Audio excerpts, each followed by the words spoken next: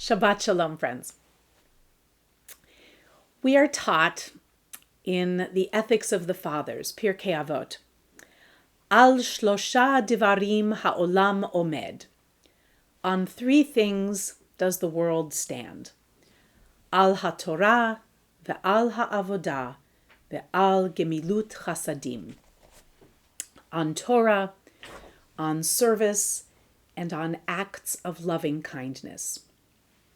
Now, in typical rabbinic fashion, there are a couple of other offerings in Pirkei Avot as to on what things the world stands. But that one is the one that has survived preeminent, sung by Jewish people of all generations and every place and stage and age. Al Shlosha Divarim Ha'olam Omed. On three things does the world stand. I'm thinking about standing today. We'll see why in just a sec. I've had a lovely experience this week reading some additional background on the development of the movement that came to be known as Hasidism. And there is a teaching based on Al Shlosha Devarim that divides Torah, service, and acts of kindness into three preeminent stages of Jewish history. So there is a Hasidic teaching that suggests that Torah, service, and acts of loving kindness correspond to three overarching periods in Jewish history. From the days of Moses until the end of the era of the Talmud, the Jewish people rested firmly on Torah alone. From the time of the development of the Siddur until the advent of the beginning of Hasidism, we were exploring and standing most firmly on the world of service, usually equated with prayer. Once we had our prayer books mostly consolidating in the 800s and 900s, this, say the later Hasidim, was the period of avodah, of worship of the heart. And then, by the Hasidim's own reckoning, in their time, from the time really of the mystics, the great mystics of Tzfat, Rabbi Isaac Luria and his mystics in the 1500s, right up until their very day, to our day and beyond into the future, what we ought to stand most firmly on is Gemilut Chasadim, acts of loving kindness. It doesn't mean that Torah and worship are no longer pillars. Of course they are. But the Hasidim see themselves as having the mission, and thus for all Jews, to stand firmly now on acts of loving kindness, to finish that tripod upon which the world stands most firmly. I love that idea. And it's typical of the Hasidim in their most ideal form, that what would be most preeminent is acts of sweetness and goodness. There are new books that record the development of the movement known as Hasidism, but generally the curriculum that is taught about the Hasidim is that this movement was a response particularly to the terrible pogroms of the 1600s, and most tragically, the massacre in 1648 and 1649, known as the Khmelnytsky massacres in Poland and Ukraine, which is so much on our minds and hearts. These terrible pogroms led by Bogdan Khmelnytsky, may his name be blotted out, resulted in a downtrodden, illiterate, scattered, demoralized Jewish population. Now, that may not be entirely fair, but that's generally how this era is taught. Of course, there are always nuances, and things are not as simple as they seem. But coming out of that terrible era into the early 18th century, the very early 18th century, comes the figure known as the Baal Shem Tov, who is often credited with being the progenitor of modern Hasidism. Now, it's probably more likely that it was a more organic, more widespread movement than just those who were following the Baal Shem Tov, but he is certainly the most famous and credited with being the leader of the movement that would become Hasidism, kind of taking the torch from previous generations and bringing a kind of Judaism that was a little more joyful, perhaps a little simpler, something that didn't require the high levels of learning that were expected in the Lithuanian yeshivot, something that was a little more for the, quote, common person, the fishmonger, the candle maker, the cobbler, a kind of Judaism that could speak even to one who did not have access to the highest levels of study.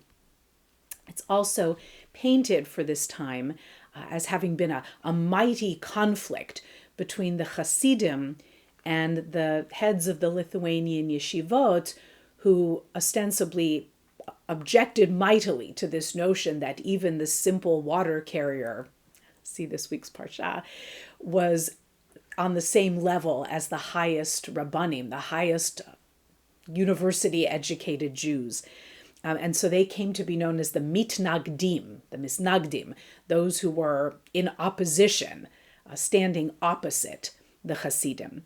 There too, it's probably exaggerated, but we kind of get these camps that are drawn at that time as Judaism moved forward, collected itself from the nightmares of the 17th century, and moved forward, as you all know, not always into the best of times, but reforming Judaism yet again for a broader and, in some cases, a simpler and less learned population. I wanted to spend some time with Hasidic teachings this week, especially because, like many of you, I am pained by some of the nationwide reports on the state of learning and education and compatibility with the modern world, coming out particularly from the New York yeshivot, and learning that essentially 100% of the boys in so many of the New York yeshivot, which receive public funding, and that's of course the problem, are absolutely unable to perform academically in English, in math, even in anything that is not considered absolutely holy subjects. And that's painful, and it's getting a big light shown on it, and maybe there will begin to be some healing. It comes at a time when we're also hearing about Yeshiva University denying funding for their LGBTQ club, and the LGBTQ club actually, in response to all of the clubs being canceled, which further breaks my heart, but the LGBTQ community has offered to fund all of the other clubs so that everyone else can keep running while this goes up the chain of the court system. And it just hurts my heart to think about the bad press that is raining down, particularly on the Hasidic community, being asked really to face some rather unpleasant spotlights. That never bodes terribly well for us. It gave me a time these last couple weeks since that story broke to think about my own education at the Hebrew Academy, which was not Hasidic, certainly really tended not to the mitnaged. That's not fair either. It was really somewhere in between. We certainly had a very joyful education. Nobody did holidays like we did. And though there were some holes and some gaps in what we received, certainly we learned how to learn. And to my knowledge, almost everyone that came out of the Hebrew Academy went on to illustrious careers in medicine, in the law, in real estate, in finance. Almost everybody sailed through high school. I'm sure people had their difficulties, but we were taught how to learn at the Hebrew Academy. And I will say it is not an easy thing to do, to champion Jewish learning, the Torah and the avodah, the Torah and the worship, and inculcate us with the notion that we should do acts of loving kindness, gemilut chasadim, and on top of it be fully functioning members of the society such that we can sign our names and vote and converse in the dominant language. It's not an easy thing, and my heart goes to people who so dearly and desperately want to shield themselves and their children from the influences of mass media and social media and the vulgarity and vitriol that characterizes so much of our modern discourse. I understand that deeply. It is not an easy thing to create a tripod that we can stand firmly on as Jewish people, as educated Jewish people, and still be part of the larger culture. It's not an easy line to walk. So I understand that absolutely. I get it. But I wanted for myself, against this backdrop of bad press, to spend some time particularly with the Sfat Emet. The Sfat Emet, who is considered one of really the last great masters of Polish Hasidism. He was the rabbi of Ger, Rabbi Yehuda Leib Alter of Ger in Poland, and the Gerer Hasidim are the ancestors of our beloved friend and partner, Rabbi Chaim Beliak. The Gerer Hasidim were a remarkable group. In typical fashion, they surrounded a charismatic rabbi, and yet the teachings of the Sfat Emet, this is a wonderful book, by the way, translated and interpreted by Arthur Green, who is a giant in our midst of this time. It's a wonderful book, by the way, called The Language of Truth, which is sometimes the way Sfat Emet is translated. This was the name given to Rabbi Yehuda Leib Alter. Language of Truth, or some people call this simple talk. Sfat Emet, like we're just getting down to the basic truths. And so I wanted to bring a teaching from the Sfat Emet to close today as I'm thinking about the pillars on which the world stands. Because this is Parshat Nitzavim, and Nitzavim is another word for standing. As we come to this time in our Torah year, the first pasuk, the first sentence of the Parsha is, "You stand this day before the Lord your God." And the Sfat Emet at his weekly, they must have been extraordinary, Rabbi's Tish, or the Rabbi's table, which became the centerpiece of the learning of the community. The Hasidim would gather around the Rebbe and he would declaim on the week's Parsha, and this is a collection of teachings from the Sfat Emet's Shabbat afternoon tishes from his table, where apparently the rabbi would eat extremely sparingly. This was a common practice, and then all of the students would share of the bounty, but the rabbi would in public eat very little. The Sfat Emet taught, "You stand this day before the Lord your God." The Midrash here notes that the evening prayer has no fixed time. The Sfat Emet refers to this as the prayer that comes at the time of darkness. So this idea that you stand this day before the Lord your God may be referred to the daytime prayers, but there's a rabbinic commentary speaking about the evening prayer. Well, the evening prayer has no fixed time, the Sfat Emet reminds us.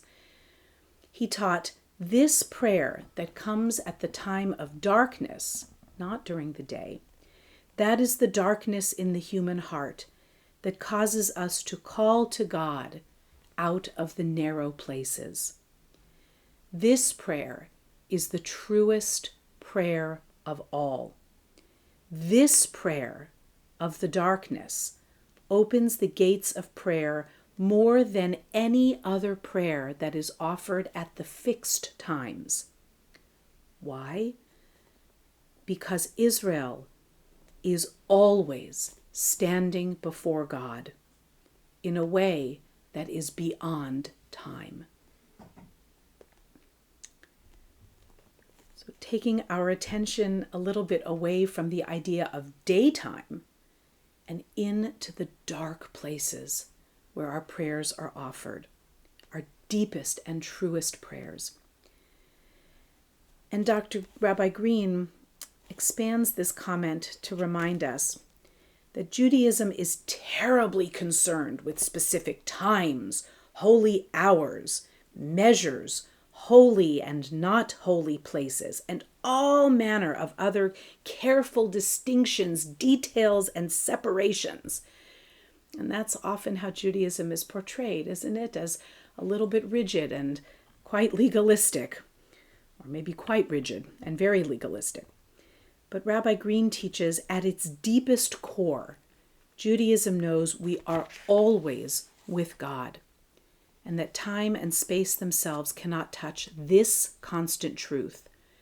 When it really counts, in the moments of deepest human yearning, it is to this truth that we need to have recourse, not just to that of the fixed words, places, and hours. In other words, sometimes how we are portrayed as a monolith, and even Hasidim to be portrayed as a monolith, so strictly adherent, trying to figure out how to get through the world, on what to stand and what not to stand.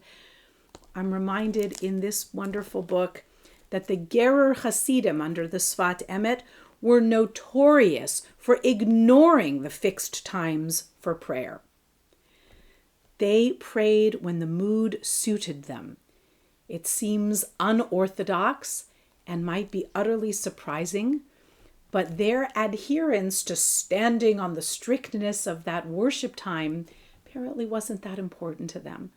What was important was the intention and the cry of the heart. There's a lot of rigidity that's being painted around our Hasidic friends, and I want them and all of us as one large, amazing, fractured, dysfunctional, glorious Jewish family to remember that we are always standing before God, and how we present ourselves to the outside world and to one another matters deeply. On three things does our Jewish world stand: on study, on prayer, and on acts of loving kindness. Let this be the era for loving kindness. Let us each stand for what is righteous, moral, laudable, and good. Thank you for standing with us at Ner Tamid. May you have a Shabbat Shalom and a Shana Tova.